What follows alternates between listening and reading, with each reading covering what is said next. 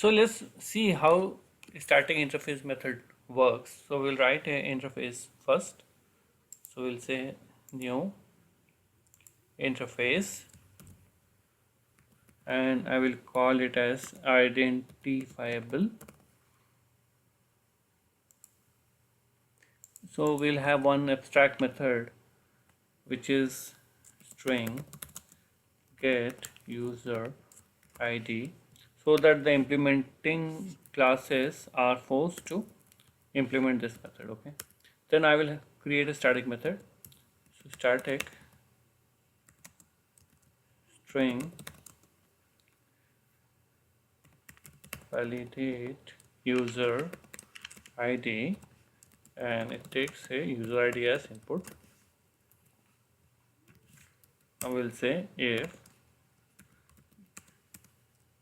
user ID dot length is less than 8, so we will return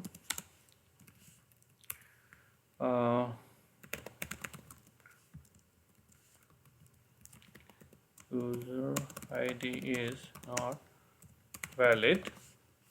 Okay,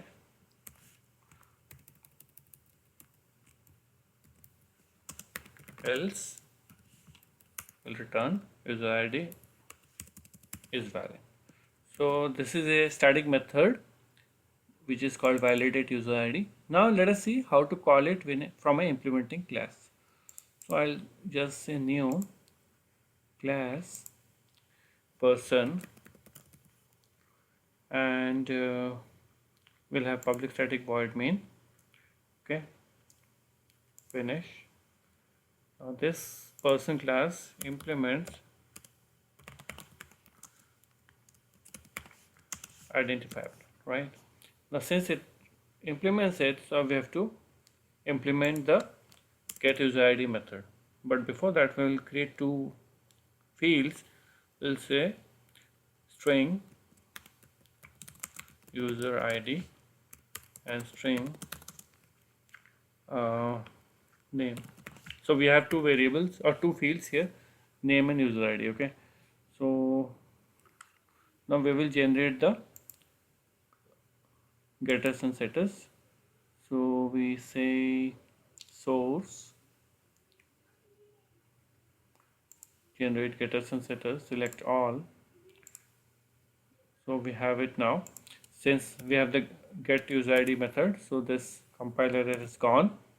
Now if I want to use or call this static method, let's see how to do it. So first of all, we will instantiate a person object. So let's create a small constructor. Okay, we'll say person, which takes string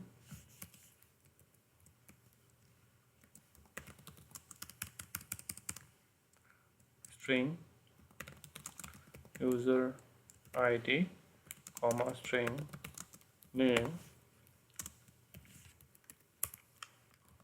This dot user ID equals user ID, and this dot name equals name, which is a very common constructor we are used to using. Okay, now we will instantiate a person object. We'll say person1 equals new person, and we will give a user ID, let's say user1, and we will give a name. So let's call person called J. So now we want to validate whether this person's user ID is valid, right? So we'll say identifiable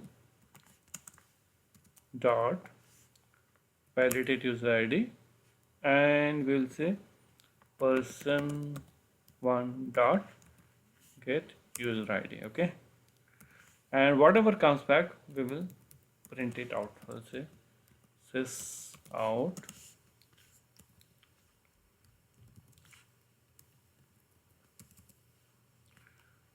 person1 dot get user ID, and just to show it properly, I will give a separator here. give one more plus sign and finish off with a ending bracket. Okay, so this is what we are going to do. So let us run it and see. As we can see, starting interface method can be called from this class. Okay, so let's just finish it off with a valid user ID and then we'll see how it reacts. So we'll say person2 and here we'll say 1 2 3 4 and we'll say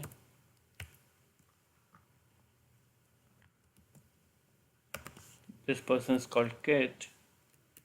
We'll say person2, here also person2. Okay, so let's run it and see.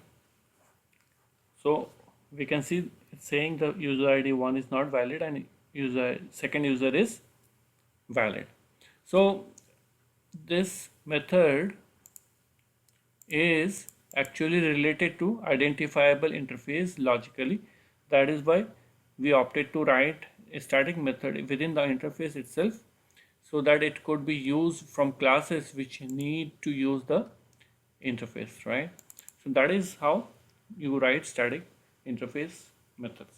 Only a word of caution before we wind up, that you should not write too many static interface methods within the interface. If you do that, then what happens is your interface will clutter up too much and it will start to create confusions. Okay, so the strategy is to write only the most important and commonly used methods within the interface as static interface methods.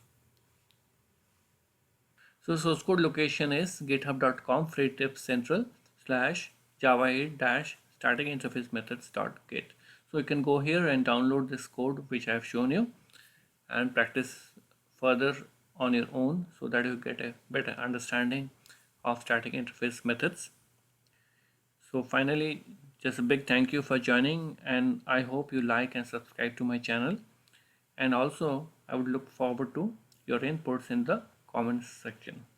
So guys, that's all I had for today, and I hope to see you next time. Bye bye.